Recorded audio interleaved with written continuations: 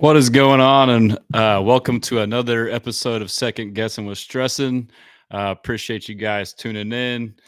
Unfortunately, this week we're talking as the season is over. We will be recapping the Chiefs game, a tough loss. It was an impressive effort by the Texans, but we will dive into that Q&A and kind of preview the offseason a little bit. I know there's already some questions going around, so per usual, feel free to fire away your questions and we can just kind of cover things as we go here. But shout out BG. Appreciate you tuning in, my guy. Over on, let's see here, over on IG. We got a couple people tuning in. Kamari Source, what up, brother? Mason says, fly Eagles. I mean, I might have to root for the Eagles now that the Texans are out. I'm definitely not rooting for the Chiefs. Corey says, how about the Rockets? Let's go. I didn't get to see it. I was on a show just before this, but it looks like we had a last second win. So that looked pretty legit. So that's good to see. I'll definitely be tuning into the Rockets more intently now that the Texans season is over. Slime on IG says, what's up? What's up, brother? Kamari says, how you feel about the new QB coach or how you think it'll be? I'm not sure what you're referring to for the new QB coach. I know Gerard may go somewhere else, but if we lost him, that would be a big loss. But I haven't heard of any potential replacements yet. Mason says yes. And then Kyle says Joe Mixon is letting them have it, and I love it. LOL. Yeah, if y'all don't know, the Joe Mixon saga today. I don't even call it a saga, but yeah, that's crazy, man. Roger Goodell back at it again. He suspended Joe Mixon for talking about the refs, but supposedly the suspension, I'm not suspension, the fine consisted of a quote that was by TJ Hushmanzada, and not from Joe Mixon. And so he basically pointed that out. I got fined for something I didn't even say. And then, a couple hours later, he tweets again, I just got fined for saying I got fined for something I didn't say. And so that's just ridiculous. I mean, hopefully they correct that. And honestly, like what he said too, like that was my big gripe after the game. You had D'Amico, CJ, Will, Joe, all these interviews pop up of clips of, us complaining about the refs. I don't think it was us complaining about the refs. I mean, I think it was your typical football talk. I mean, anytime you're an underdog going into a loud road playoff game as a head coach, like you tell your team and it's understood, hey, this is the type of game where we can't afford to make any mistakes because the refs will be against us. It's not specific to the Chiefs, at least from what I think about the players talking about the refs. I don't think it was specific to the Chiefs. Oh, they're cheating for the Chiefs. I think it's just, a common thing in football when you go into a loud road environment, when you're the underdog, whether it's college football, high school football, NFL football, you tell your players, hey, be prepared to get screwed and overcome it. So, I mean, that's just part of it. And you could tell that was like a message sent by D'Amico before the game, and the players just reiterated it. And yes, of course, there were bad calls. And so, I mean, who isn't going to point them out? And then, all these Chiefs fans, calling them crybabies and this and that. Like, for one, they didn't watch the whole interviews to get context. Two, it's very hypocritical. They would be doing the same thing on the flip side, and they have done the same thing on the flip side. Their players and the fans. I mean, the rules are the rules, but the calls, I mean, we can address that first. They were absolutely terrible. I know how we all feel. And I will say this too, I told the guys earlier on the AFC South roundtable just before this show, I've kind of liked the Chiefs before this year. Like whenever our team is in the playoffs, we had some down years. Whenever, I kind of like, you obviously pick a team to root for. And I know a lot of people have rooted against them, but I've kind of rooted for them over this past 5-7 year span.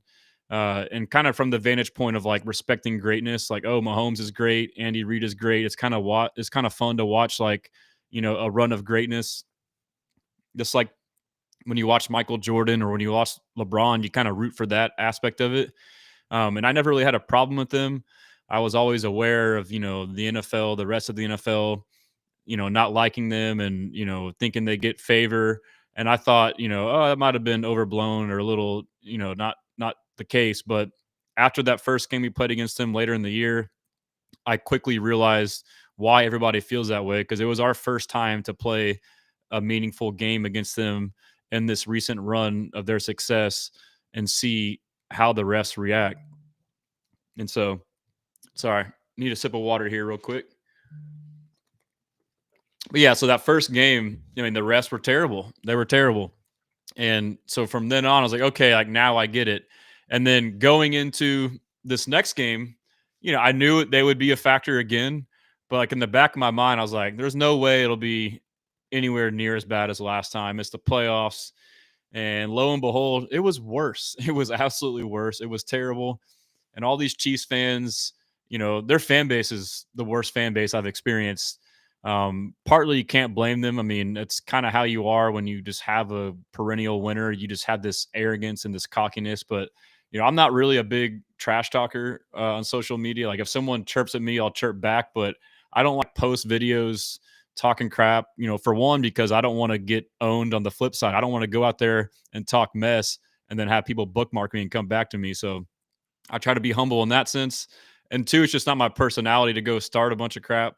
But yeah, so I normally post and teams will interact with me, but Chiefs fans, like I posted like neutral posts leading up to the game, and they're just flooding my messages, just talking crap unsolicited. And so at that point, I'll respond. So there's that part of it. They're just overly cocky, just talking all this crap, and then after the game when you just and I don't think that the refs cost us the game. I think it could have, but to me, there was two or three things that you could place in order before that.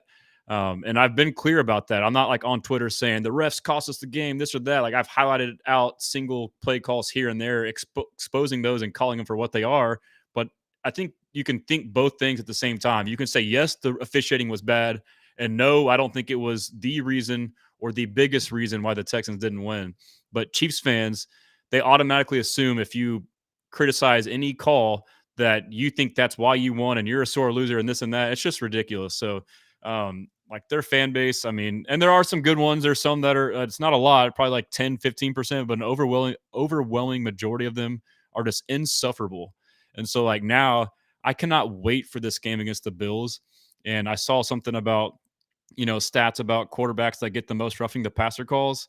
And Mahomes is like fifth or sixth, and Josh Allen's number one. I hope they get so many bullshit roughing the passer calls and just watch their fan base melt down because, at that point, they're forced to either have two actions that are both probably going to be wrong.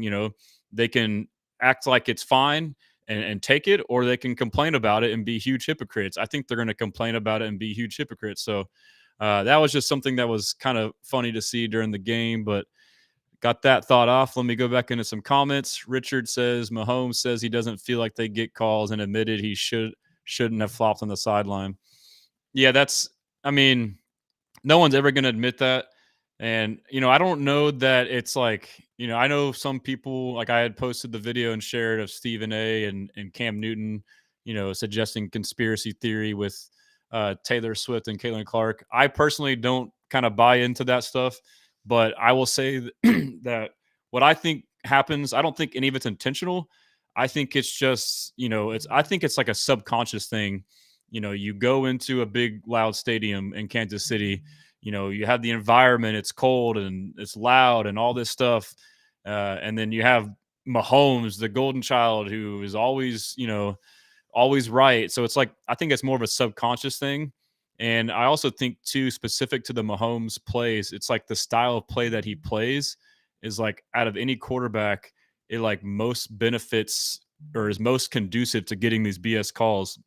Like, and I don't know that he does it intentionally all the time, but he just scrambles and does all this stuff and slides late or slows down out of bounds. So it's just a style of play, I think, is a big factor. And I should say, though, I mean, to your point, I didn't hear that he said he shouldn't have flopped on the sideline. I mean, that needs to be addressed. But that's been my biggest qualm with like his style of play. Other quarterbacks are doing it now too. We saw with the Z's and Trevor Lawrence, the late slide.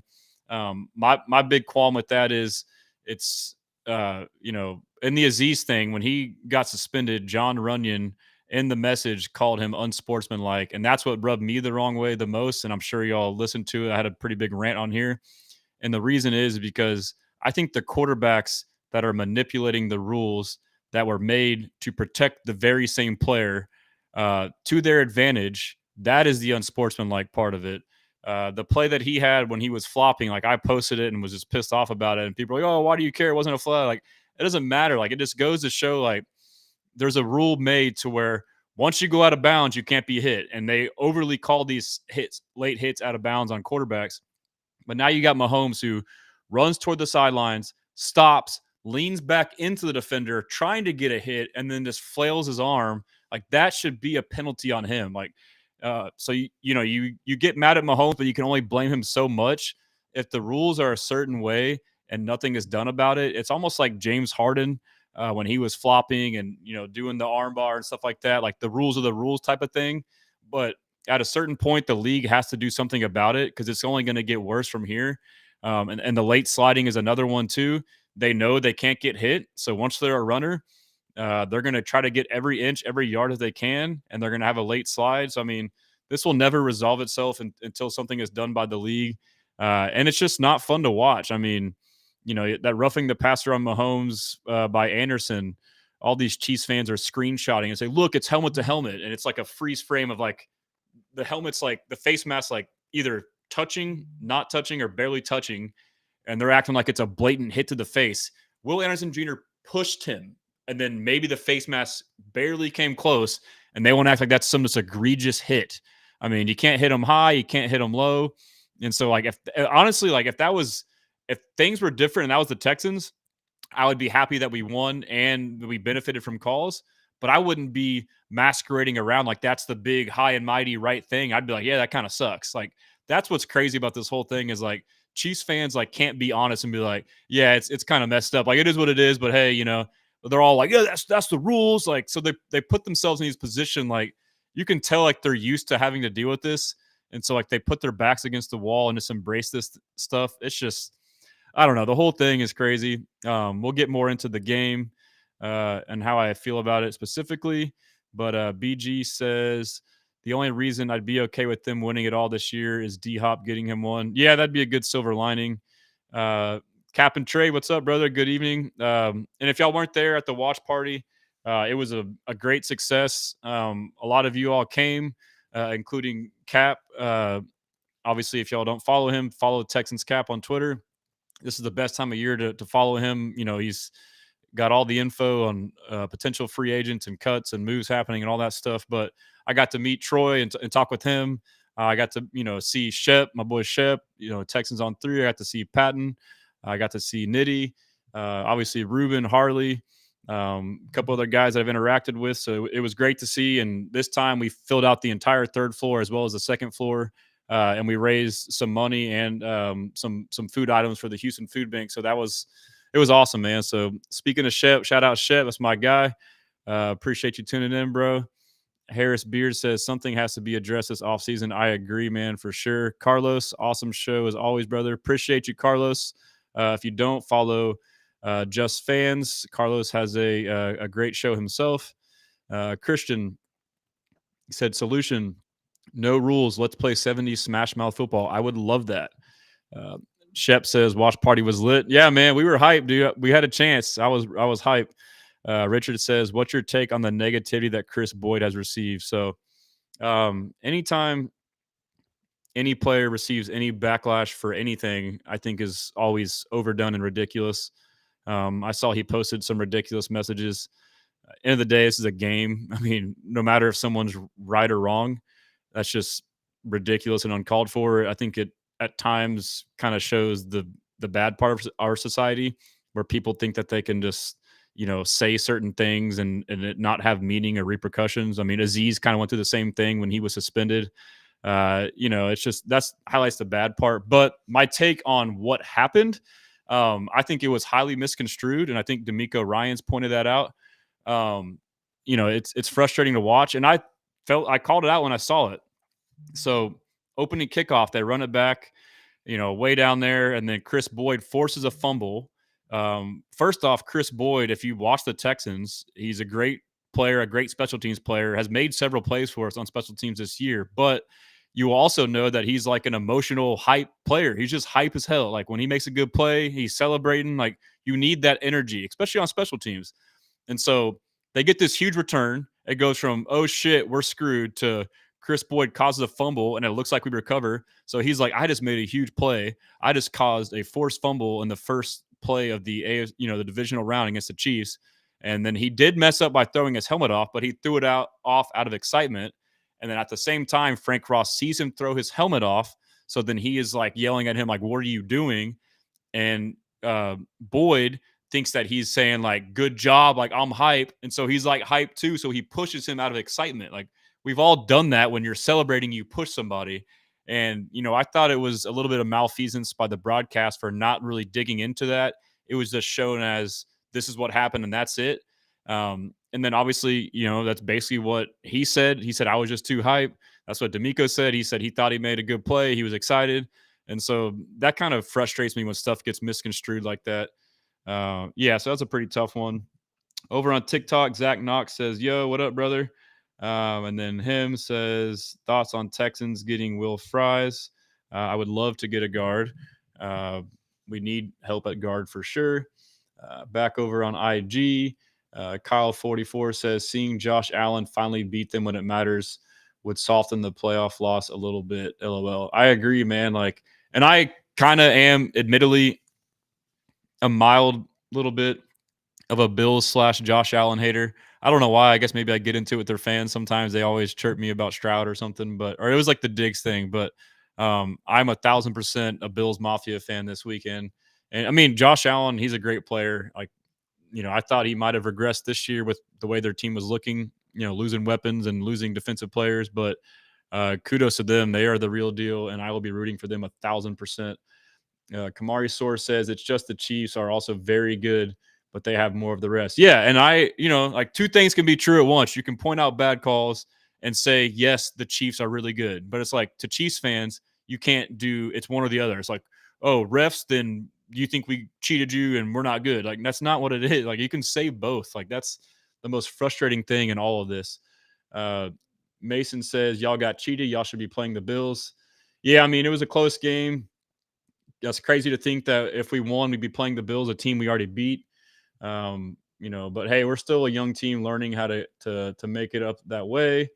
And then Kamari says, did you see the Mahomes clip of him whining after the Bills game? Yeah, that's, all these fans talk about us being sore losers. And then you have the Mahomes clip where I forget, like in the past couple of years where he lost and there was some illegal formation call that took a Travis Kelce touchdown back. And, they want to talk about Stroud complaining in the presser, which he wasn't. Like I just addressed, like he just talked about refs in general. But then on the flip side, you have Mahomes, your quarterback, who at midfield didn't even tell Josh Allen good game. He just immediately says that was the worst call I've ever seen. And it's like, all right, bro, like whether it was or wasn't, and it wasn't, it was a legit call. And then he's in the presser doing the same thing. And they want to go and, fine Mixon. Like, did Mahomes get fined during that time? So that's another question to ask. Rare Britain on IG says stressing. Yeah, we're stressing a little bit. We'll be all right, though. Mason Kamari says NFL recently has been very strict. Yeah, but I mean, they also weren't very strict in other ways to the Chiefs. Like, it feels like a double standard.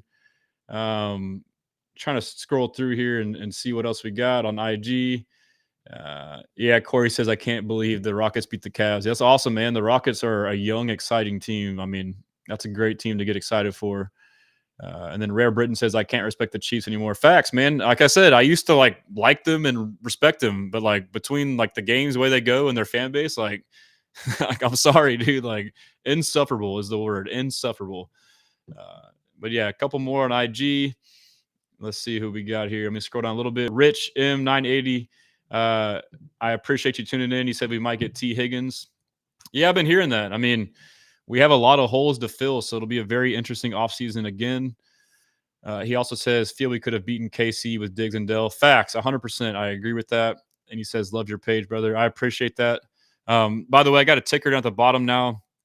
If you don't, please, follow me on all social media platforms, whether you are active on them or not. All my tickers on there. It would mean a lot. And then also, if you could subscribe on the podcast, Apple and Spotify, I would appreciate it. And as always, my website's down there as well. There's a newsletter, a free newsletter you can subscribe to that would help as well. The notorious BMG on IG, my goat right here. Hey, I appreciate you, brother.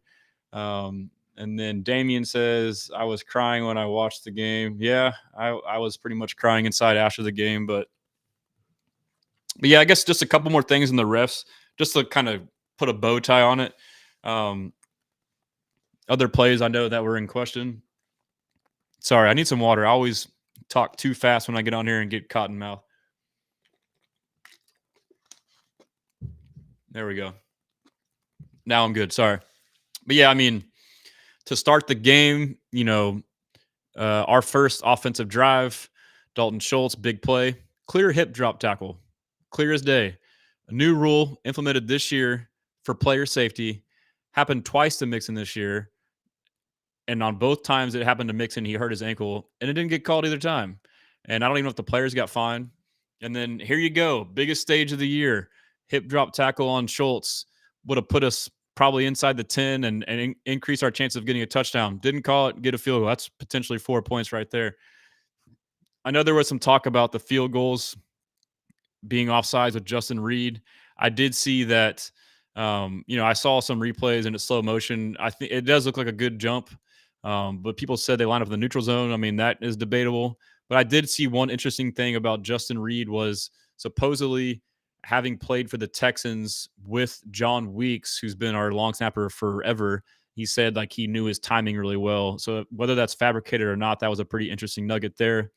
But yeah, I mean, the first one obviously was the roughing the passer on Will Anderson Jr. And I will say too, like it's not just about like the amount of penalties and the yards. It's like the timing of the penalties. Like they always seem to be critical and crucial. Like the first one, it's 3-3. They get a field goal, and then we get a field goal, and then they basically go 3 and out, and they call a BS ass roughing the passer on Will Anderson Jr. first down, and then they go on to score. I believe that drive may have been another field goal, right? Yeah, so it was now 6-3. So I mean, but you also have to factor into like it's not just the points and whether they directly happen or not. It's the momentum of the game. Like it changes everything. And so these things happen late in the game. The game is kind of out of hand, and so now you abandon the run. So I mean, it all kind of adds up, to be honest. Damien says on IG, the Chiefs fans remind me of Eagles fans. The Chiefs fans, he says. Uh, yeah, I guess. I think they're their own though, but yeah.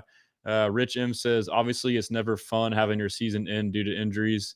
And he says he really felt like the Texans were going to turn the page and make the AFC Championship this year. Yes, I mean, that's a great thing to point out is how well this team did in that environment, down that many people. Like you mentioned, Diggs and Tank Dell. And then later in the game too, there was a call where that was not called. Their safety literally just rib checked Nico 8-9 yards downfield. Just didn't even try to defend the play. Just literally ran in and hit his ribs. And that was like in the early to mid third quarter. And ever since that play, Nico was literally subbing in and out. Could only go one or two plays at a time. And we're already down. He's our only receiver that's like a legit starting receiver. And so as a result, we have Jared Wayne, who is called off the practice squad, and now he's playing like 20 plus snaps in the divisional game in Arrowhead. Like, come on, man. Like, so that was another thing that was just, added to all of that. Yeah. So you had another call was Mahomes had a big key scramble that ended up leading to points, and there was a clear hold on Will Anderson Jr., not called. It's just one after another. Like you hate to go through it, but like you just felt like it was so bad. I mean, you know, people pointed out too their right tackle basically false starting every play. Him lining up in the backfield, like all these rules they enforce all year, and then now come the playoffs, it's like, we're not going to call that stuff. It's like, week one, they were calling all that stuff. Like, y'all remember like week one when there was like 4 or 5 penalties, and even on LT, but like the opening game of the year with the Chiefs and the Ravens, the Chiefs were getting called for their linemen being in the backfield from lining up too far off the ball, basically cheating to get like a head start. And then now all of a sudden, on the very end of the year, it's like you don't care anymore. So like, what's the whole point of it? Like, if you're going to call it that way early in the year, call it that way when it matters. It's so there's stuff like that. I mean, And then the other roughing unnecessary roughness. Mahomes wasn't a passer. He was scrambling, running around, ran to the sidelines, ran back inbounds, about to get hit. Just like sits down, like up underneath the tacklers, and gets grazed in the helmet with a hand, maybe another helmet. But the two players, Toa, I believe Edwards, hit each other, and that's a penalty that extends, 15 yards. I mean, it's just ridiculous. It's tough to watch, but that's enough on that. We'll go to the other analysis and we'll kind of go through the rest kind of play by play. But Shep says facts. Let's go back to the 70s. Christian says, yeah, broadcast gave no context. They just showed the replay of him throwing the helmet off and pushing the special teams coach.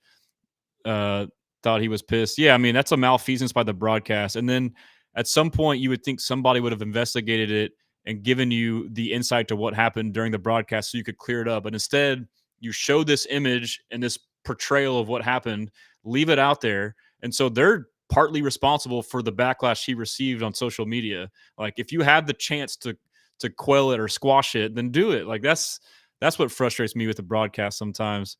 Harris says, we going to be able to free enough money to get any good guards? That's a great question. I will be having to ask Texans cap about that, but I'm sure some people will be getting cut. Morris says setup is crazy. I appreciate it, bro. That's from my brother right there. The Texans commenter, and then the Texan sign is from my father-in-law. A couple good Christmas gifts right there. Richard says the hip drop tackle on Schultz grinded my gears. I agree. Johnny Lambo, that hip drop has only been called once in the NFL offseason, silly stuff. Yeah, I mean, if you're not going to call it, then why make this big hoopla about it? Like, it's just crazy. But like, at the same time, like, the Chiefs fans like, oh, nope, helmet to helmet. It is what it is. Okay, well, hip drop tackle. Like, how do you not see there's a clear double standard here? Like, it's just crazy. Christian says, seems like the refs have forgot about the hip drop tackle. Seen plenty on replays that haven't been called. Yeah, it's just dumb. Engineer, I've come to peace with that rig game. LOL. Hey, it's not a bad way to look at it, man. It's whatever. Richard, the Chiefs are 7-0 with that referee crew. I hate losing, but I'd prefer to lose on a game called down the middle, if that makes sense. No, I agree, man. Like, you feel like you want to have a legit shot. So, Engineer says we get Garrett Wilson this year and we blow the hell out of KC next year, where BS calls won't even matter. Yeah, I mean, that's part of it too, is you can play good enough to not make the refs a factor. But yeah, over on TikTok, number 12 or Jay says, what position do you think we lean when it comes to pick 25? As of now, I think it's receiver. It's always tough to predict things this early, especially before free agency, with so many holes. But we need two receivers with Tank, probably out for most of, if not all of the year. And then as of now, Diggs is a free agent, so it kind of depends on if we sign him. So that's what I would lean at the moment. Angel says, whose job was it to cover Kelsey? That old man being so open was more damaging than anything. So I haven't like really broken down the all 22, but AD and Black Lion, who do all 22 with the H-Town rundown, I asked them about that play, the big one. I saw a clip. It looked like a zone drop by Aziz, but they said that Miles Bryant was responsible for guarding him and missed his assignment. And then that big play, Kalen Bullock took a bad angle, and then Aziz caught up, and then he tried to go for the punch. So it was just, our cornerback shut him down. They had no catches, between Kamari and Stingley. So it's just tough. I mean, you can say Kelsey killed us. Like, yeah, like we could have / should have guarded him better, contained him better. But all things considered, like, I really thought we were the better team on offense and in defense, head and shoulders. Like, you're watching the game. It was a typical Texans game because you're watching it and you feel like you should be winning or winning by more, or the game should be, more in our favor points wise. I felt like, we were moving the ball on offense, just, stalled out in the red zone, just like all year. And on defense, we're shutting them down. They're getting all these drives aided by BS penalties. But yeah, I mean, if I had to list the reasons of why we lost, I would say number one is special teams. Kaimi Fairbairn, I mean, he's been solid for us, and that's kind of, I guess he had some rocky moments mid to late in the year, But overall, he's been very good. I mean, he set some record early in the year for most 55-yard field goals in I don't know if it was like the season or like so many games, but I mean, he was kicking them left and right. Um, but yeah, so like you wonder, like, is he not a cold weather kicker? I mean, he hasn't played too many cold weather games in the elements. But yeah, I mean, the opening kickoff, that was bad. And it's tough because Frank Ross is an awesome special teams coach. I think it was just kind of the way things shook out. But opening kickoff, couple missed tackles, and then I highlighted it. It's not entirely fair, but Kaimi also missed a pretty easy tackle there. I know kicker on a returner is not supposed to happen, but I mean, he had plenty of time, was right in front of the guy. At the very least, he could have slowed him down, but it was like a complete whiff, allowed him to get like another 20 to 30 yards. So like, if he could have like at the very least affected that returner, in my opinion, that's another 3 points right there he could have saved because they go 3 and out. So yeah, special teams opening kickoff. Kaimi missed one. I thought that was a very, very questionable call by D'Amico. I didn't really realize it until after the game, but it was into the wind. I felt like the wind wasn't talked about a lot going into the game, but supposedly it was pretty windy down on the field. So 55 yards into the wind in a defensive game where their offense isn't doing anything. And so Kaimi missed that. But, on the flip side, you miss it. And then now all of a sudden they get the ball and all they had to do was drive 55 yards. They have one big play to Kelsey, boom, and then they're right there for a touchdown. So I thought that was a bad decision by D'Amico as well. But further on special teams, he misses an extra point. And then Kaimi also gets a field goal blocked. And yeah, I mean, it was tough. And then there was also a bad punt by Tommy, too, that led to a field goal later in the game when we were down to 7. He had like a 30, 40-yard punt, and all they had to do was get one first down and a field goal, which iced the game. So a lot of plays by special teams that cost us. So that's like the number one reason why we lost, in my opinion. And then I would put number 2 and 3 are kind of like neck and neck, but I would say number 2, I would say it was critical decisions by D'Amico. With the big, we touched on the 55-yard field goal decision, but to me, the biggest decision, and I know not everyone agrees, but this is my opinion, and I believe it. The call on 4th and 10 to go for, like, what are we doing, man? I mean, the reason why it's so frustrating is D'Amico Ryans is a notorious defensive-minded head coach who's super conservative, always wants to punt, kick the field goal, not be aggressive. He wants to lean on his defense.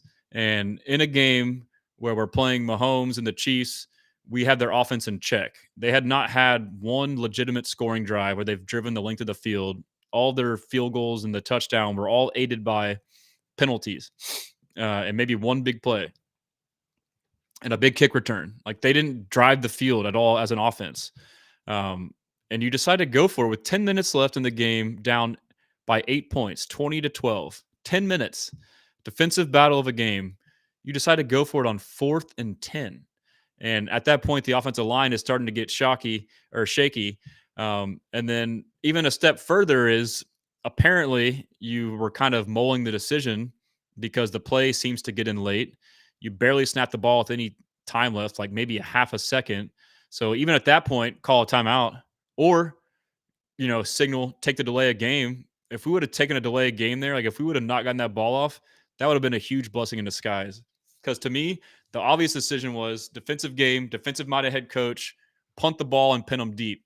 And it was just shocking because, like I mentioned, that's been his MO, 99 times out of 100 in his 2 years that he's been the head coach, he has always punted that ball. Always. He's never even thought about going for it. And I feel like, you start to wonder, like, did the cold affect his decision-making? It sounds corny, but, like, these are things, and it's like D'Amico Ryans is 1,000% the guy. I'm just calling out something that I felt like was critical and is a learning moment for him. So, I mean, again, two things can be true at once. You can criticize a coach for a decision and still think he's awesome. It's fine to think both. But so I'm going to focus on this moment, but you also wonder, like, this is a valuable learning experience because maybe the cold weather affected his, like, maybe your thinking's a little messed up because it's cold. But I suspect what happened was he got distracted by the allure of Mahomes. Like, oh, I can't kick to Mahomes. Like, you've been stopping him all game. Like, he's not the same Mahomes that, like, this and that. Like, I think that's what happened. And to me, it's the right decision because Not only did you go for it, with no time left, but then you call a play where you're trusting Dalton Schultz to block on the edge again, which he doesn't do. I believe it was an edge, it was an end, which is crazy. Not only do you not get it, you get a sack for like 10 yards. They get the ball in our 44. But on the flip side, if you punt it, you got one of the best punters in the league in Tommy Townsend. Your odds are probably pretty damn high of pinning them inside the 10. I would say 60, 70% plus. I don't know the exact numbers, but I mean, they're pretty high. And then after that, I believe it's like a 50 to 60% chance whenever you pin your opponent inside the 10 that they punt the ball. And then, like there's more numbers about, and then when they do punt the ball, you're like likely to get the ball at midfield or better. So, and what happened, we went for it, didn't get it. We got a 3-and-out. So if we would have punted inside the 10, got a 3-and-out, you would have gotten the ball back with like 8 minutes left around midfield. Like I get like things change when that happens, but like you could have punted even inside the 20. I mean, on the flip side, you get a on the flip side, you don't get it. They get the ball on your 44, and the Chiefs did exactly what I thought we should have did. We get a 3-and-out, and the Chiefs, they could have gone for it. They could have kicked a field goal. They punted it. We got the ball in the 7. Now our back's against the wall. So now your play calling changes. You're real conservative. We go 3-and-out. They get the ball back at midfield. 1 first down, field goal, game. So that what I thought could and should happen out of that scenario happened on the reverse right after that, like, and proved my whole point. And so that's why I was frustrated with that, because once it became a 2-score game, it changed everything. Our run game was crushing it all game, but now it's a 2-score game with 5-6 minutes left, and now you're forced to go predictable passing situations. And there's all this talk about 8 sacks is a reason why y'all lost the game. Like, shut up about this and that. Yeah, the O-line wasn't great, but 4 of the 8 sacks were on the final drive and like 7 pressures, and almost all of them were on Schultz. I mean, so you have to dig into the context, but yeah. So to recap, number one reason why we lost special teams.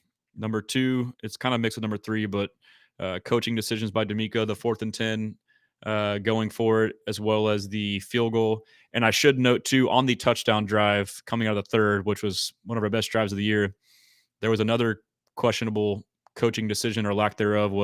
There was a clear first down, and we didn't challenge it, and it became a 3rd and 1 as a result.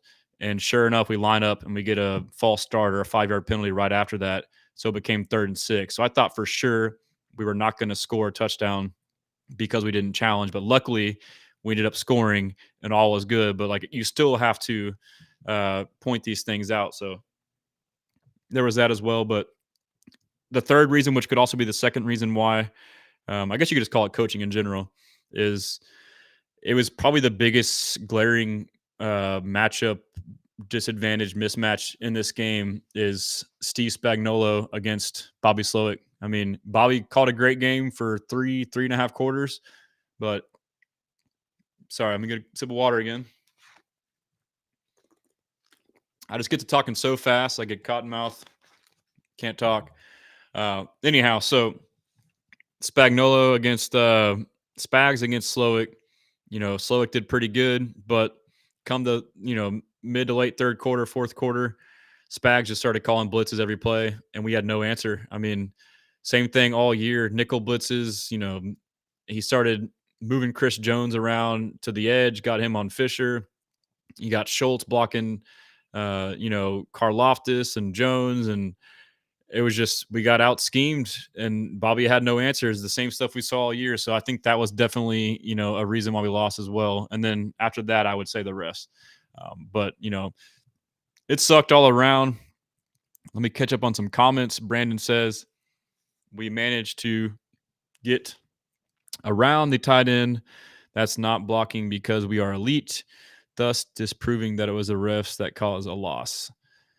Yeah, you kind of got me in a mental pretzel on that one. We managed to get around the tight end. That's not blocking because we are elite.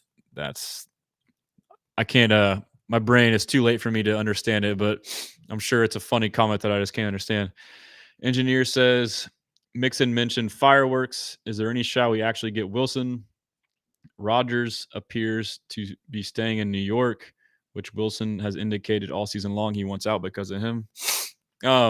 Yeah, so I don't think that Mixon knows anything that we don't. Like I know people were like, thinking that means we get T. Higgins. I think he's just saying like, I saw what he did last year. I know Nick. Like, I think he's just being optimistic as like a fan like us. I don't think that he knows. I don't think that they're telling these players what they're going to do. But I'm not saying that we won't do anything. I do think there will be fireworks. I agree. But I don't think he's saying that because he knows like specific details about this player or that player. The rumors about T. Higgins are floating around. That's just one person like me. Oh, that, Mixon said that. Oh, Mixon's from Cincy. Oh, T. Higgins. And then one account posts it, and then it's like another account posted, another account posted. Now it's like NFL rumor Texans might get T. Higgins. Like we may or may not, but like I don't think there's any validity behind it. I'm just gonna point that out. Like I'm not trying to be like a Debbie Downer, but like just to kind of prepare yourself. But yeah, for Garrett Wilson, that would be awesome. It is tough though, like the position we're in, salary cap wise. You could trade for Garrett Wilson, but I think it'll take at least one first round pick and some other picks, like a second and a fourth or something like that. I don't think some of these, projected trades like a second and a fourth. Like the Jets aren't going to do that. And I believe he either has 1 or 2 years left on his contract. So, one, you give up a lot of draft capital, and two, you have to keep in mind that you're going to have to pay him in a year or two. At the same time, you're going to have to pay CJ Stroud. At the same time, you're going to have to pay Derek Stingley, Will Anderson Jr. So that's a factor as well. So I would lean signing a veteran free agent receiver and drafting one young guy. If there's a way to make it work with Wilson money wise and deal with it later, I mean, I wouldn't be mad if we had him. I mean, he's an awesome talent, and I feel like obviously him and CJ had that connection. Chris says Emeka Ibuka and T. Higgins are a Houston Texans. Trust me, I am all aboard on getting Emeka Ibuka in the first round. Initially, later in the year, I was like, interior O line is priority number one. Draft him in the first round, but a couple things with that. I think the O line is better than what we thought it was. End of the year, we should still get guys, but I would prefer for a guard to try and get someone, a veteran, in free agency. Again, money's a factor, but if you had to spend most of your money in one place, that's probably your best return on investment. Honestly, as a guard, they're probably very undervalued compared to overpaying for a receiver. But yeah, Ibuka in the first round would be sick. I think he's very underrated. I know he's not the flashiest, the fastest, the most explosive, but like he's a gamer. He plays primarily slot, which, so he would be a replacement for Diggs if we don't sign Diggs, which who knows? I mean, it all depends on what kind of money he wants, I think, in my opinion. I would love to have him back, but if it doesn't work, Emeka Ibuka would be a great replacement. He's an awesome slot receiver. He's a savvy route runner. He makes tough contested catches. He's smart. He can read defenses. I think that was something we missed when Diggs was gone, a smart, savvy slot receiver that CJ can trust. A lot of that can help negate the blitz. You're a security blanket for the quarterback in those situations. When it's third down, you can just literally look that person's way and they'll be open. And yeah, T. Higgins would be tight too. I just don't know if it'll happen, but I hope you're right. Engineer says, cut Kaimi. I'm over this guy. He always crumbles under pressure. Missed extra point against the Colts last year. And then another missed field goal before the half in the Ravens divisional game. Yeah, I mean, I get the frustration, but there's no way you cut Kaimi. D'Amico has not been good under pressure at times this year. Stroud appears to handle pressure oddly enough better than him. Yeah, I mean, yeah, I feel like D'Amico. I think overall is good, but like just because I point something out doesn't mean that I think that's the way it is all the time. But and I will say too, like he's young and still learning, and like obviously we're on the couch, like yeah, idiot, why'd you do that? But it's like it's different, like in the moment, and you have to go through those moments. You have to have the experiences to learn from it. You can't just like know it and do it. Like it sounds easy, but like you literally have to go through it. So, and same with CJ, like, his growing pains, like you just have to go through them. So I think he will be better for sure. So I'm not worried about it at all. Engineer says also any shot we get Chip Kelly for OC. he expressed his disdain in head coaching and could be a long-term replacement for Slowick. I don't know what I don't think I think they keep Slowick. Like, not saying I agree or disagree. I think they keep Slowick, but I would love Chip Kelly. I would love the innovative offense, the spread offense, the tempo. Um, he's at Ohio State where CJ was with Day, so there's that connection. He was there in Philadelphia when D'Amico was there, so I would not hate that at all. Over on IG, FBTX Chris says Emeka Ibuka. Facts. Rich M says Joe Mixon said he's got something cooking for the offseason to Casero. Yeah, I think he does. He always does.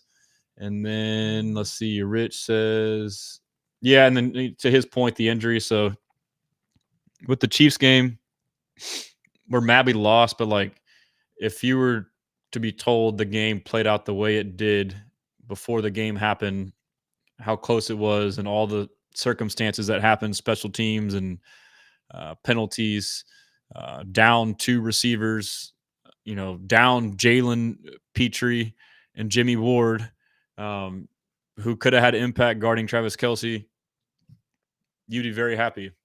I would be, So when you look at it, in retrospect, it's not that bad. Adrian said, "What up? Appreciate you, bro." Over on TikTok, let's get a couple on the talk. Dark Knight says Booker from Bama. And then Jay says, let's see. Him says thoughts on the Texans getting. Yeah, it was earlier. Angel says, whose job was it to cover Kelce? That was Bryant.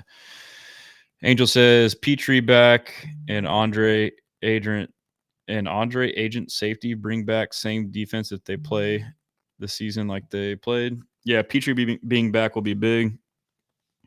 And then Angel says last two games this year will be the number one seed. Yes, I mean, that reminds me of another point too is, last year I walked away from losing to the Ravens in the same round thinking we need to do everything in our power to get that number one seed.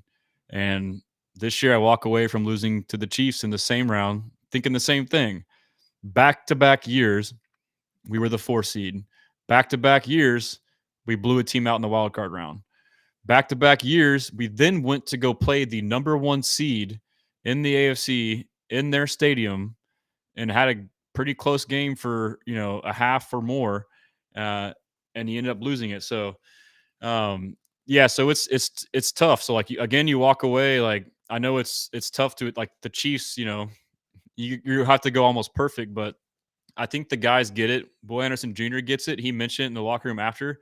Even then, like, getting the second seed, like us playing a home game against the Ravens or the Bills would have been huge too.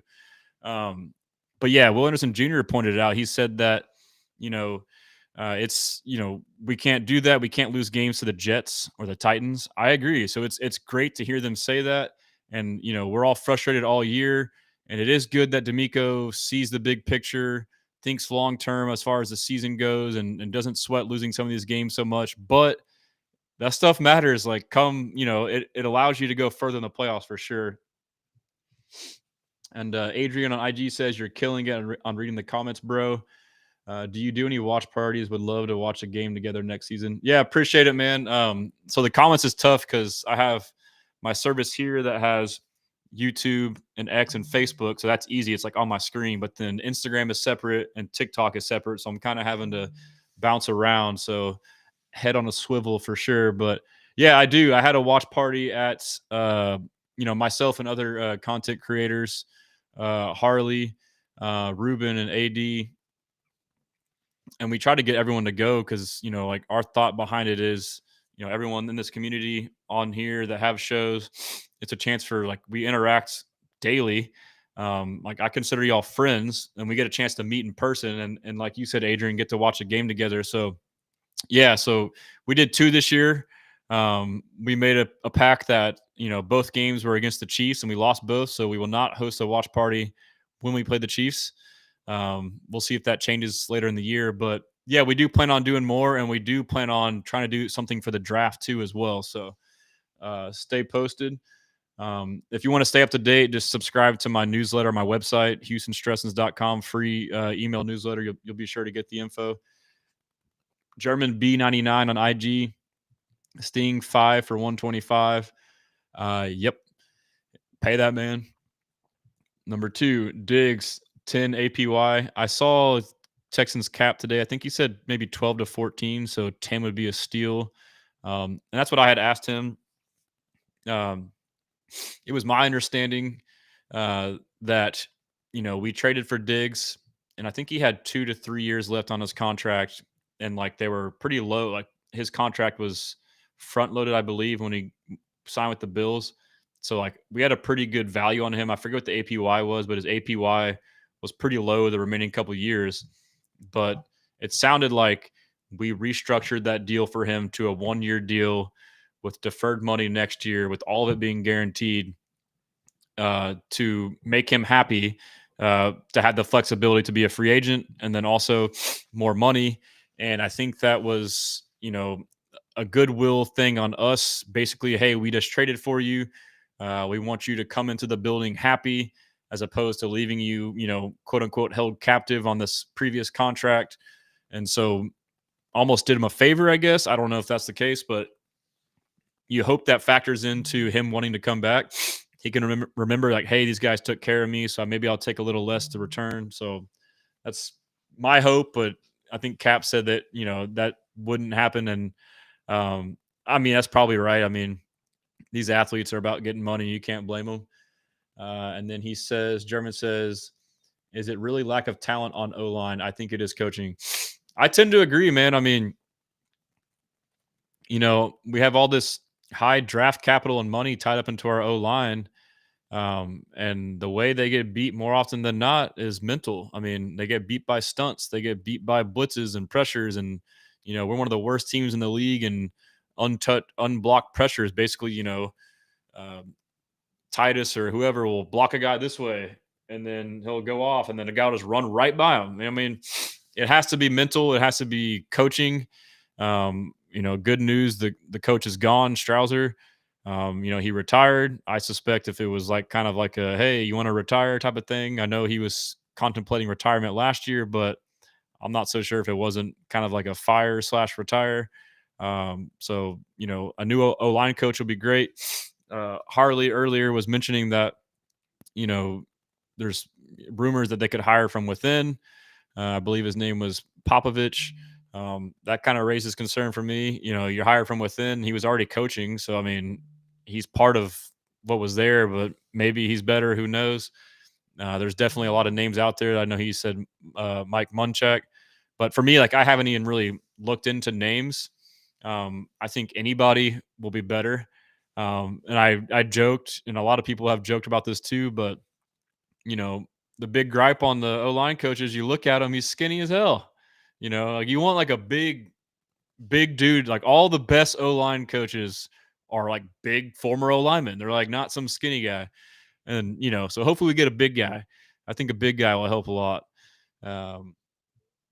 Let's see over here. Make sure I got the IG going still.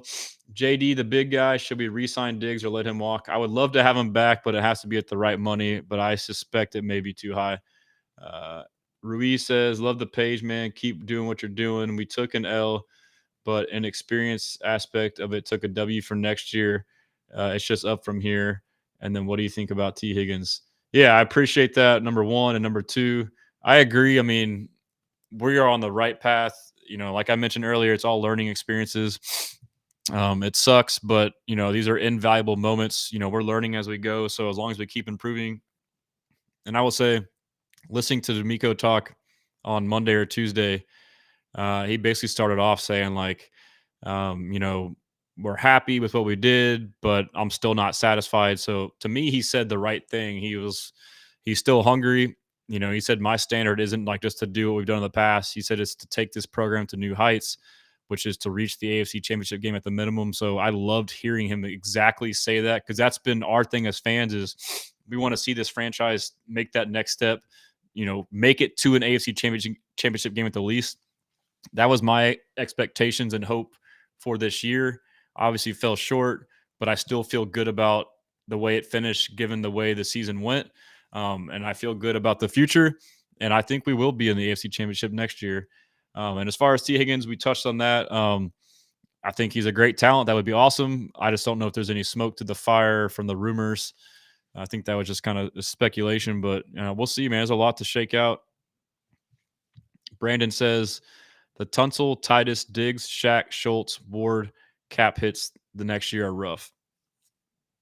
Yeah. So, I mean, you also heard CJ in his interview talk about, um, you know, him needing to be more honest, to give his opinion on stuff. So that was great to hear. It's his second going on third year now. So now he's, more confident. And I think he probably thought, seeing the way this year struggled, that he needs to provide his input, whether that's personnel, current guys, whether it's getting drafting or signing new guys, or if it's giving his input on the offense. He definitely needs to do that. The scheme. Brandon says, I don't see any way to get Higgins. Plus, he would be a wide receiver 2, but paid as a wide receiver 1, so it shouldn't make much sense. And I will say this, and I know people hate when I do this, but I played receiver, my whole life, and played in college, and I also have a very analytical brain when it comes to offense. There are certain positions and position types and types of receivers, but T. Higgins is your prototypical X receiver, and you only have one on the team. They're the least versatile out of the 3 receiver positions, and so is Nico Collins. He's an X. So from that standpoint alone, I don't think it fits. But I don't want to harp on it too much because people get pissed when I do it. The receivers that we need would be a Z type of receiver for Tank. That's like your receiver that's kind of like a hybrid between an outside and an inside. They primarily play outside, but they're a little less straight line. Your X receiver in Nico is like your 6'4", 220 field stretcher, bigger guy, can be a possession guy. They're not really known for quickness, explosiveness, route running. Every now and then you get a unicorn like like Nico, who does both, like Andre Johnson. But the Z, I mean, you think of Z receivers are kind of considered your number 2 receiver, depending on your definition. I'm just trying to think of examples. So Jamar Chase would be a Z receiver. Tank's a Z receiver. And again, too, like, just because you play that position doesn't mean that you line up at that position every time. It can change on who's on the field, but I think of it as like a skill set. Like, to me, it's about a meshing of skill sets. It's kind of like an NBA court. You don't get 5 centers, you don't get 5 point guards. You get guys with different skill sets that kind of work with each other. Route trees too. X is more of the goes, the digs, the posts, and then the Z can kind of do that, but can kind of do slot routes as well. So we need to replace Diggs and or Tank. I'm sorry. Yeah, Diggs and or Tank. So I agree with Brandon. He also says they basically have to get back into rookie contracts on the O-line by the time they pay the other guys. Yeah, so that would make sense to draft some O-linemen. And then engineer, I'd love Tyler Warren in the first round, but probably unlikely. Yeah, so I think there's 2 positions that are very unique as far as very similar as far as the position on the Texans. That is number 1, tight end, Dalton Schultz. I mean, I hate ragging on players, but you can't just not talk about it. Like what happened, bro? I mean, this year was terrible. It was terrible. Like, he's meant to be a receiving tight end. That wasn't great. Whether it was, he didn't get a lot of targets, or he just looks slower than normal. Like, I've suspected he's been hurt all year. Like, early on in the year, I was kept waiting for an injury, and you just didn't hear anything, and he continued to look lackadaisical. I don't know if that's just how he's always been, and it just looks worse that we're not playing as good. But and the blocking was terrible, and we're in a scheme that is, predicated off of a blocking tight end, and we have a receiving tight end in a blocking tight end position who's not producing even the receiving tight end stuff, because whether it's him or you not scheming it up, it just, I mean, I don't know. There was just a lot of things where it looked like his effort was off this year. But We signed him to an extension last year, or we re-signed him. So I think he's got a year or two left. So that and the safety position, Jimmy Ward. I love Jimmy Ward. I think he's a decent high safety. But then when he got moved into the nickel role, the star role, to replace Jalen Petrie, I think that's his best use, is down in the box near the line of scrimmage. And he was thriving in that for 2 or 3 weeks before he got hurt. But he was another guy you just extended. And I feel like both of those, you got aging vets who are kind of being misutilized.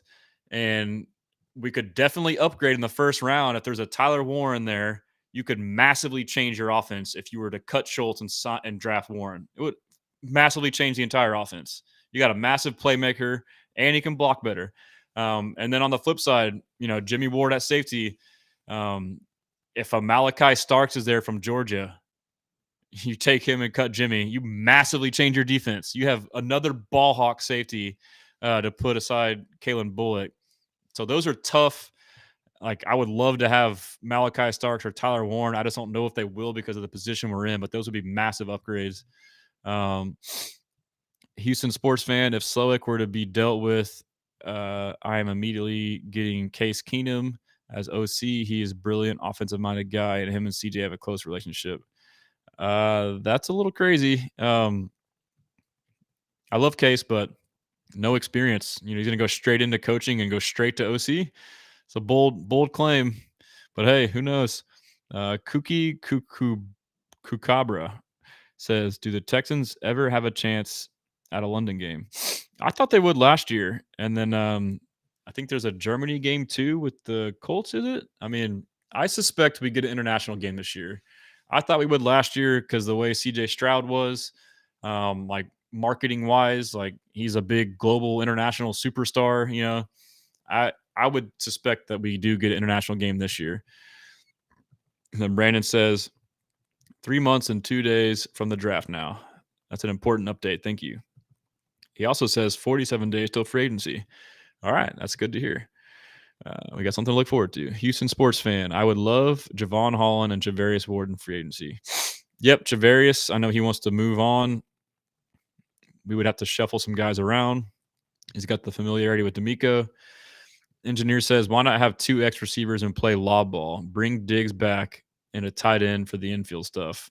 I know nothing, so I'm genuinely asking. Yeah, and the people would always say that, like, this doesn't work. I mean, you can't, because then you're eliminating a whole part of the field that you need to exploit. And that's, people would rebut with that, and I would counter, like, name 2 X receivers on any team.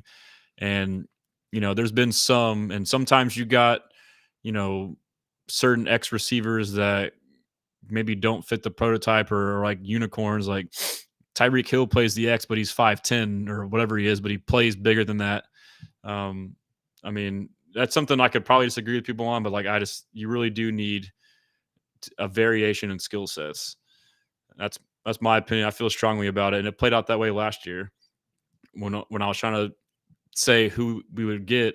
T. Higgins came up last year. I was like, we're not going to get him. Like, he doesn't fit in what we have.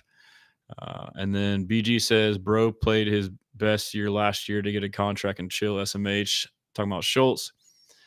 Brandon says, I still think D'Amico may be looking at DT first round. Find someone who fits his scheme for the next 4 years.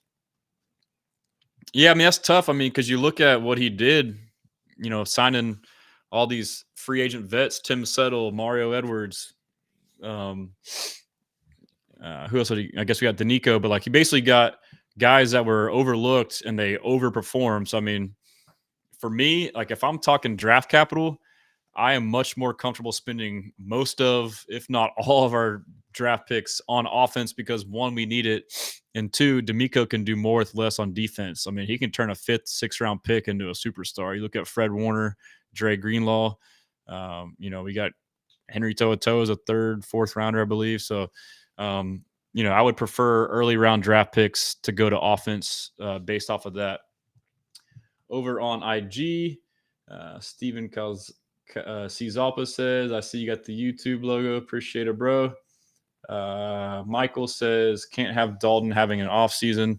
maybe an off game, but not a season. Facts, dude. Him and Shaq Mason were two guys like where their ability just disappeared. And that's a big reason why our offense sucked this year. Is two important pieces, two veterans were gone. Michael says, was Keenum this year? Yeah, he was on the team. He got hurt. And I don't know if he stuck around or not, but shout out Nick Schwager, NFL on IG. Thanks for tuning in, bro. If y'all don't follow Nick, follow him. I'm sure y'all do. He's the GOAT. Richard says, your assessment on Hutch and Metch. I was surprised how Hutch played in that game. I thought he stepped up, but long term, he's not. I mean, he's not what we need. He's not starter caliber, in my opinion. I mean, could he develop? Maybe, but even in that game too, like he had great moments, but he also had moments that weren't great. There was one drop that was kind of a tough catch, and another play I saw was a great pass by CJ. It looked like he could have worked back to the ball. Didn't. I don't think he's an X receiver behind Nico. He's a good backup X, but I mean, when you start asking him to play Z for you and run these routes that don't fit his skill set, like he's not a very a good separator in my opinion. He's more of a possession receiver. And then Metch, I mean, that's a big linchpin right there. Like I was really expecting more out of him. You know, I don't know if he'll ever turn into what I hoped or what a lot of us hoped. You know, your hope was that he would be the replacement for Diggs at slot receiver. But, you know, he had his chances when Diggs went out. And, you know, a lot of the excuses are, you know, the O-line didn't block good enough for us to see a clear picture of what he could do. But, I mean, I don't know. I mean, you know, it's Diggs produced with that O-line too. So, you know, and he had some drops. Like I thought his hands were, you know, kind of unfairly questioned, but he is a better slot receiver than outside at Z. You know, so I think that he's decent at catching when the ball's in front of him, but over the shoulder, not great. But the big thing for me is if he's going to be the slot, I don't think he's a big, tough, contested catch guy. And you need that gritty, like Emeka Ibuka or like Diggs, go over the middle and catch a ball while getting hit. Like you got to be a gritty son of a bitch. And I mean, I'm not saying he isn't, but like I feel like he doesn't make those tough contested catches. So, but I don't know what you do with them either. Like it's tough. Let's see. Chris says, do you think Emeka Ibuka is going to get drafted top 10? No way. Engineer. Gotcha. Then I guess a Luther Burden. Yes, Luther Burden would be nice. Would be ideal with Nico. Facts. There you go, engineer. My fantasy mind is wishing for Warren and Burden now. Yeah, so Burden or Emeka would be solid, dude. And Burden, he's got some skills. And the receiver from UT would be nice as well. Brandon says very low chance Ibuka is top 10. Agreed. He said they might just have to go with the best OT who can kick into guard that they can select. I mean, that is another option I would be cool with. I'm already seeing.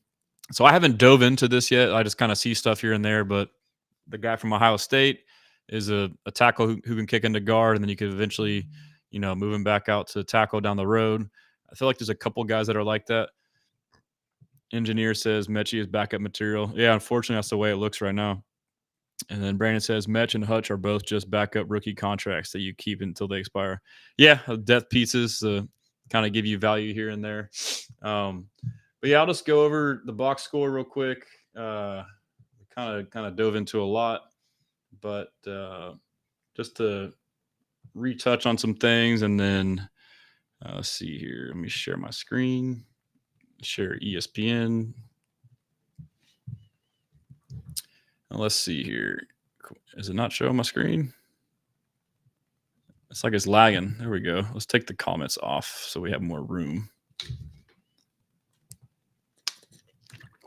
A lot of dead air for the podcast. Sorry. All right. There we go. Let me take my face off of there too. You can see the whole screen. There it is. I'll go to the box score. We lost. It was bullshit. Jose Altuve 69 on TikTok says, "Hey man, love your Twitter account. Appreciate that, bro. Altuve, you're the GOAT, man." Texans swarm. That's right. Okay, back over to box score. Start off on team stats. And like I said earlier, we dominated the box score on offense and defense. 18 first downs to 14. We were 10 of 17 on third down. They were 4 of 11. We were 0 for 1 on fourth down. They were 1 for 2. We ran 65 total plays. They ran 50. We gained 336 yards. They gained 212. We had a full extra yard per play at 5.2 versus 4.2. 187 passing to 162. Rushing 149 to 50. So that was a big key for me, was to stop the run on them and to run the ball for us. And we did both. Ran the ball great. And something I didn't point out is, we'll look at it with PFF, but this is what the whole thing about Bobby Slowick that's the most frustrating to me is he didn't adapt all year. That's the key word, is adapt. We did not adapt.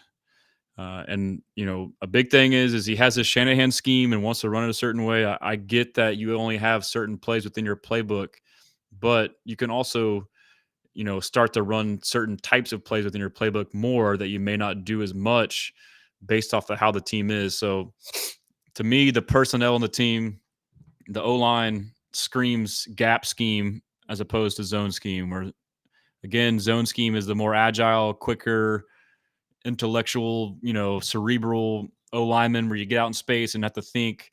Gap scheme, you're just the big maulers. You line up and just block that guy in front of you. Like it's, if it's line up football. Quarterback, CJ, I feel like he's a better spread quarterback than he is, all this other stuff he's doing under center and whatnot, and not no huddle and no tempo. And so we did start to go more quick game later in the year. But my biggest point is we didn't adapt. And so I was kind of tracking all year the amount of snaps for zone versus gap. And early on, it was a lot of zone, not a lot of gap. And it was going good, and it kind of fell off. And then we adjusted for like 2 or 3 games where there were just as much gap runs as zone, if not more in a couple. And the rushing game did great as a result. So we had more of these runs that were, rather than wide zone, it was, duo up the middle, or it was a lot of whams or traps where you have tight ends, kicking back in and, having a block on a nose tackle. And they had great success. And then we got away from it again. And then the last 3 weeks of the season, or 4 weeks, you saw a tick again start to trend back to gap. And DJ Bieneme with ESPN mentioned this, and we were talking on Twitter. I said basically what I said, like, it's frustrating because we saw that it worked, and he started doing it and then got away from it. And he said that the players requested it to happen. So it's frustrating that there's something that worked that you needed to adapt and adjust to and run this. I know you have this scheme and want to run this kind of play, but it takes you this long to realize that's not going to work this year. Like, you don't have the personnel. Okay, until we get the personnel I need, I'm going to adjust what we run and run these plays, even if it's not my expertise. It's the best for our team. And we did it down the stretch, especially the last 2 games against the Chargers and against the Chiefs, and we freaking crushed it, So that's my biggest gripe, is adjusting. You could say the same thing too. Like, it took a while to get to quick passing game. You realize that CJ's better, quick passing in these, later in the year. So, spread them out, tempo, stuff like that. But anyways, let me go back to box score. So CJ Stroud had a great game. And I will say this too. I mean, like, what a change in perception of D'Amico Ryans and CJ Stroud by the public. Mostly CJ Stroud. He struggled this year, but he still wasn't terrible. He was still pretty damn good, especially when you consider the circumstances, mostly the O-line play. And then you could throw in play calling and lack of run game, which is also O-line play to an extent. But it went from, is CJ, this is not what I thought at all. I've always thought CJ was the guy, but, there was more of this sentiment than there ever was. It was, at first, CJ had no doubters going into the year, at least within the Texans fan base. But There was a stretch there where people really were questioning whether he was the guy or not. And I stood firm, and I would come on here and tell y'all, and a lot of us would say that too, is like, he's the guy. It's not him. Like, yeah, he's making some sophomore slump stuff, but like an overwhelming majority is the O-line play, getting in third and longs, play design, play call, etc. But it went from people really doubting him to, in one game, it flipped on its head. I mean, against the Chargers.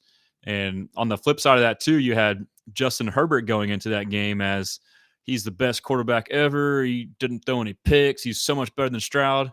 And we exposed the shit out of him. And then now he sucks. And then now Stroud's the best ever. And it goes back to what I say a lot. The saying, it's never as good as it seems. It's never as bad as it seems.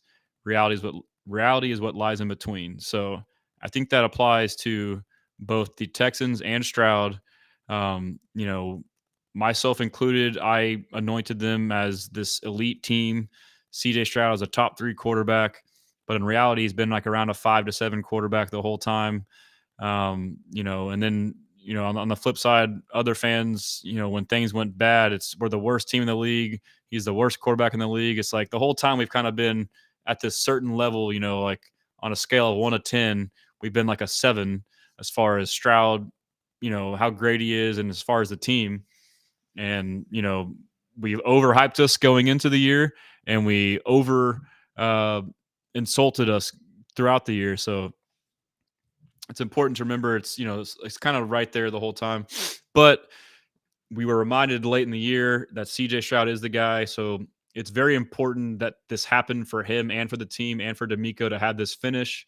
Because if he would have had another clunker in the wild card game, and then we wouldn't have had this game, obviously, the offseason talk would be way different. I mean, I would still be confident. The team would still be confident, but national media would be having all these talks about, is Stroud a bust or this or that? It would be all kind of crazy stuff going on. So I thought it was very important and critical to have those games. So he was 19 of 28 for 245, and he had a 95 rating. He had 8 sacks for 58. Again, it was a bad performance, but 4 of those were on the final drive, and almost all of those were by Schultz. Mahomes, 16 of 25. He was 177 yards, and he had 3 sacks. So he played okay. He had a 98 rating. So, I mean, he played decent but didn't light it up. I guess he didn't have to. Mixon balled out, 18 for 88 and a touchdown. Stroud, a big reason why he started playing good was he finally started using his legs. Last year, when I walked away from the Ravens game, I said that's the one thing I would like for him to improve upon, is to run the ball more, especially in scenarios where they give you those free yards. Just take them. Sorry, I saw a question on TikTok. He said, left field question, but where'd you get the Texans LED sign? It looks sick, and I might need it soon.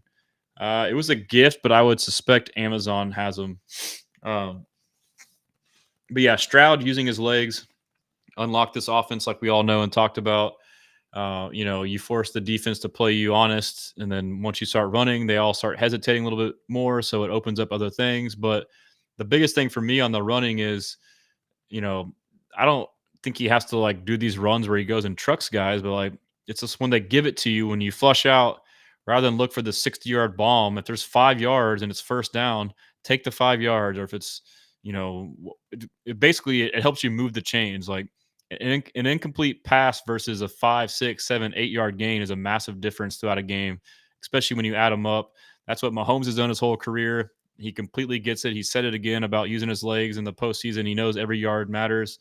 And that's when you do it. You do it in critical games and in critical moments. So throughout the regular season, do it, end of halves. And then postseason, you just turn it up. You see Josh Allen do it. You see Lamar Jackson do it. You see Pat Mahomes do it. They had this ability, but they kind of turn it up in the postseason. Then receiving, or I guess on the rushing side for the Chiefs, held them in check.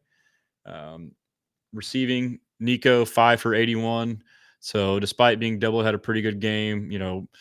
It sounded like McDuffie handled him pretty well, but he was double covered. And Schultz was 4 for 63. So Schultz actually had a decent game receiving. He made a couple big plays. And then Hutch was 4 for 52 on 6 targets. So Hutch, I mean, played pretty good in this game, honestly. Mechie, I mean, he made a couple big catches, 2 for 35, had a 24-yard catch. And, one thing we wanted to see more of was Mixon catching the ball. He only got 2 for 12.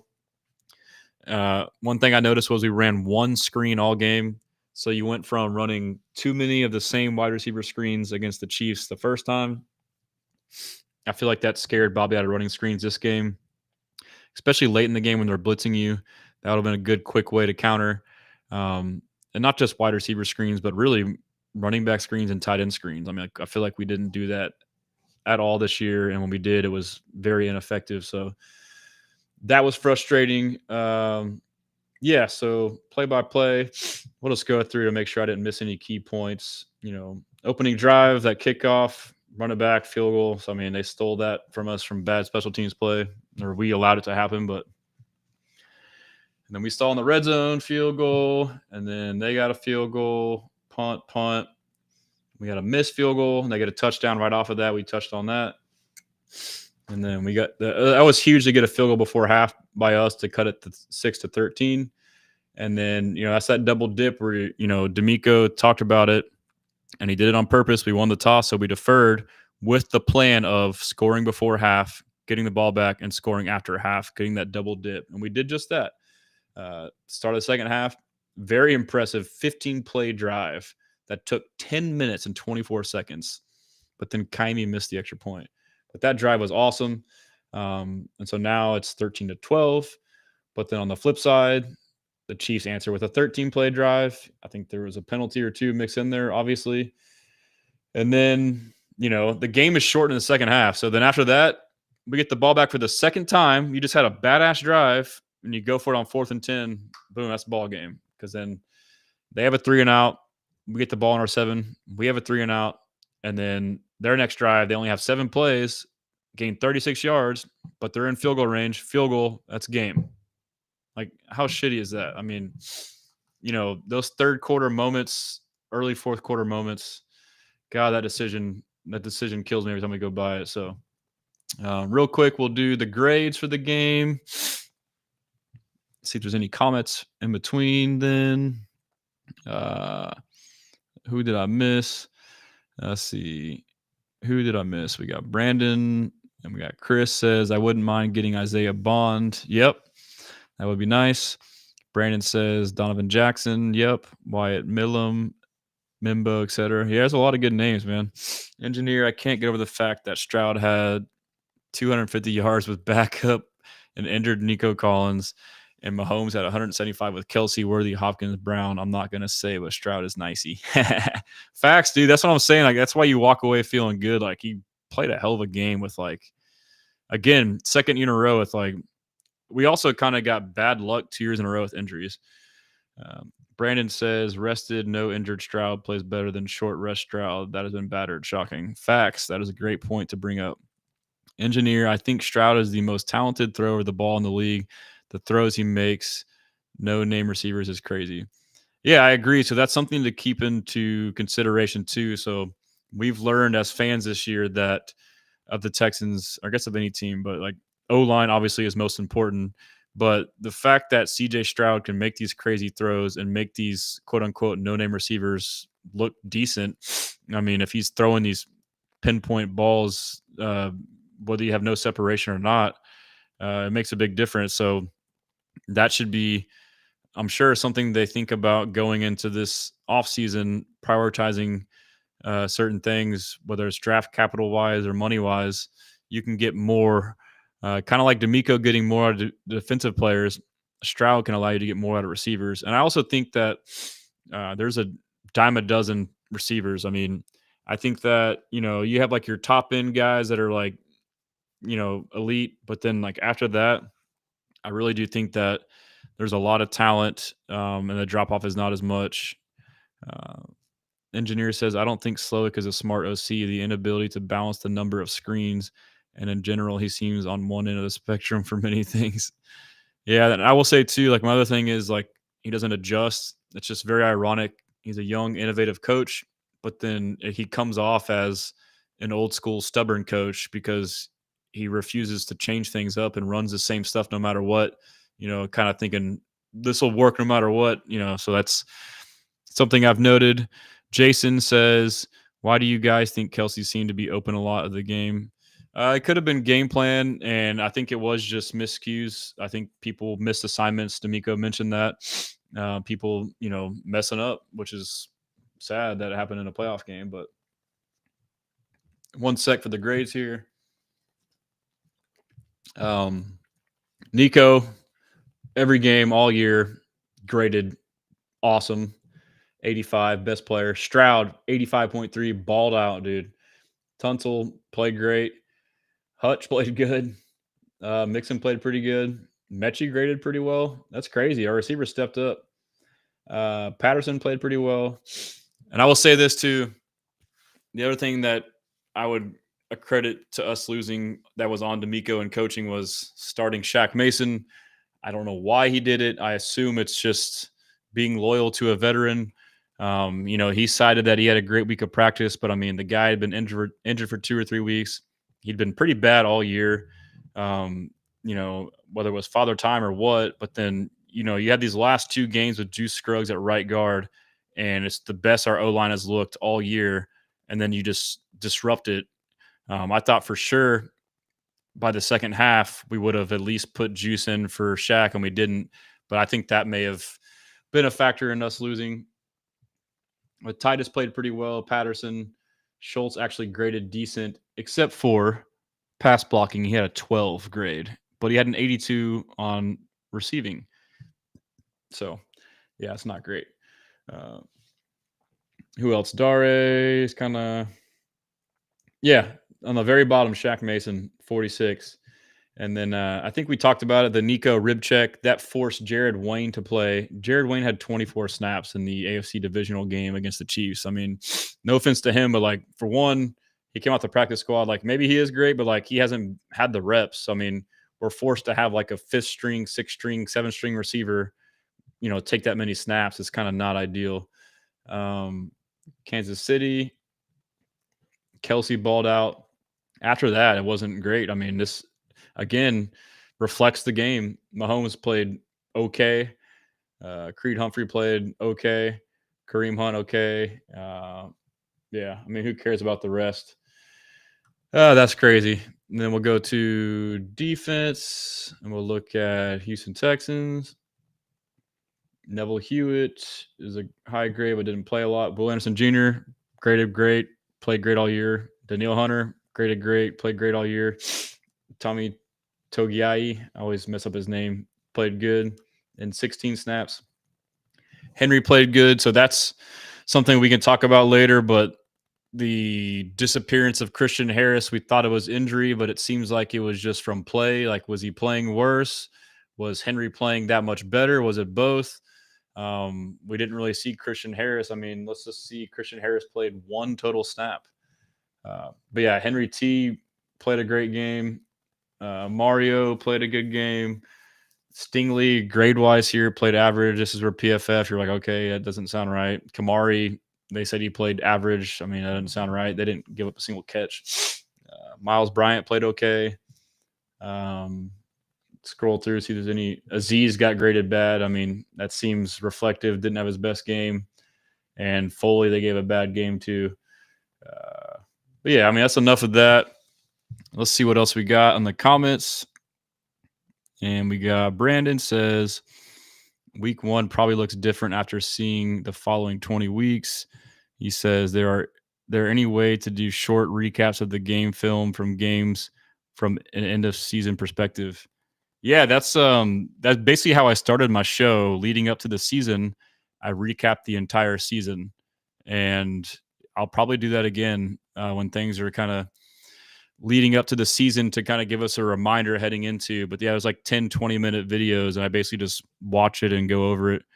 But yeah, I mean, that's pretty much all I got. If y'all got anything else, just let me know. I will try to answer it. Landon on IG says we should trade Stroud for the 1st overall pick. Nah, bro, that's crazy.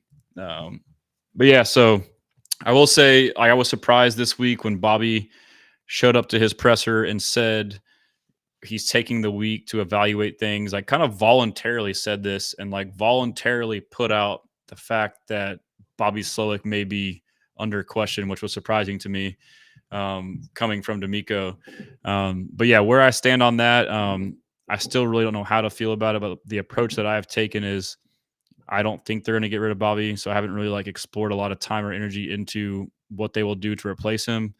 Um, you know, there's pros and cons to it. I know Stroud came to bat for him. His big thing was that, he makes a good point that it's tough to go from a new OC all the time. It's his third year in the scheme. I'm not like defending Bobby by saying that, but that's CJ's vantage point, and it makes sense. But if we do keep him, he just has to learn this time. Well, it should be better first because the O-line coach is gone. So you hope the O-line's better. You hope you find a guy free agency draft to improve that.